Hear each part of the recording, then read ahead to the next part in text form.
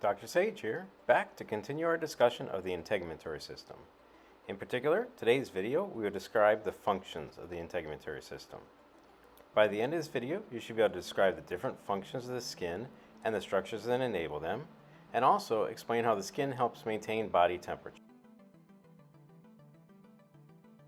The skin and the accessory structures perform a variety of essential functions, such as protecting the body from invasion by microorganisms, chemicals, and other environmental factors, preventing dehydration, acting as a sensory organ, modulating body temperature and electrolyte balance, and synthesizing vitamin D. The underlying hypodermis has important roles in storing fats, forming a cushion over underlying structures, and providing insulation from cold temperatures. The skin protects the rest of the body from the basic elements of nature, such as wind, water, and UV sunlight.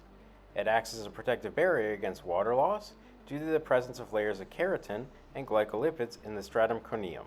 It also is a first line of defense against abrasive activity due to contact with grit, microbes, or harmful chemicals. Sweat excreted from sweat glands deters microbes from over-colonizing the skin surface by generating dermacidin, which has antibiotic property. The fact that you can feel an ant crawling on your skin, allowing you to flick it off before it bites, is because the skin, and especially the hairs projecting from hair follicles in the skin, can sense changes in the environment. The hair root plexus surrounding the base of the hair follicle senses a disturbance and then transmits the information to the central nervous system, which can then respond by activating the skeletal muscles of your eyes to see the ant and the skeletal muscles of the body to act against the ant. The skin acts as a sense organ because the dermis, epidermis, and the hypodermis contain specialized sensory nerve structures that detect touch, surface temperature, and pain.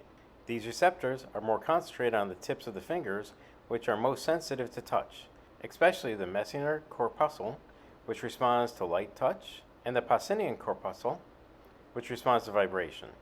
Merkel cells, scattered in the stratum basal, are also touch receptors.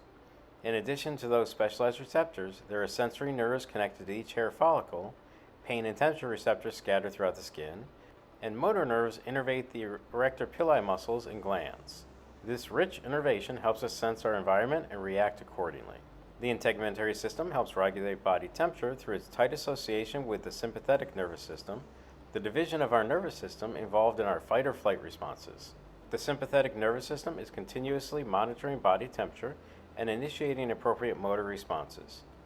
Recall that sweat glands, accessory structures to the skin, secrete water, salt, and other substances to cool the body when it becomes warm.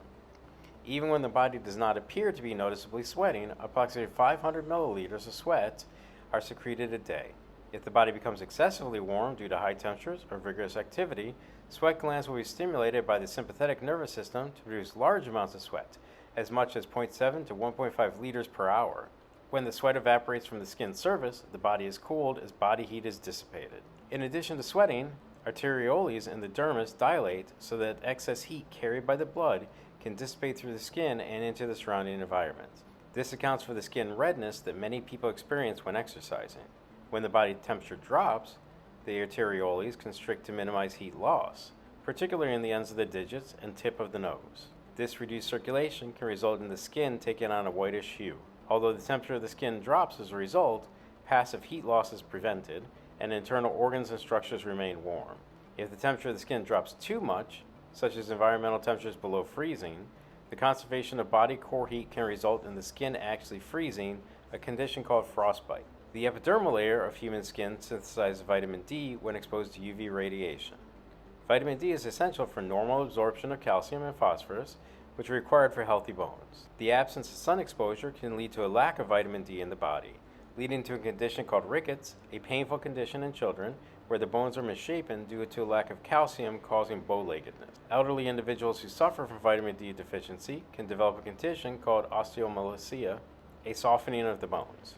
In present-day society, vitamin D is added as a supplement to many foods, including milk and orange juice, compensating for the need for sun exposure. In addition to its essential role in bone health, vitamin D is essential for general immunity against bacterial, viral, and fungal infections.